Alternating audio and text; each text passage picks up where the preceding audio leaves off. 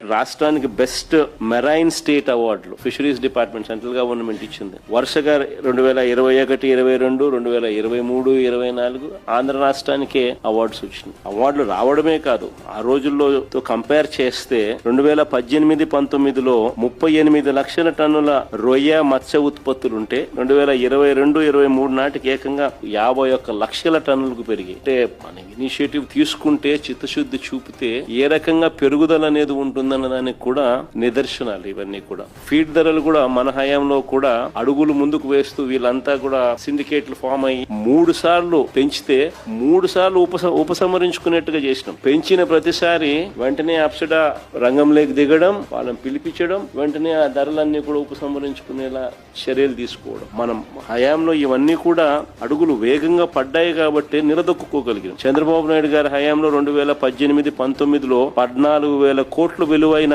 2,61,000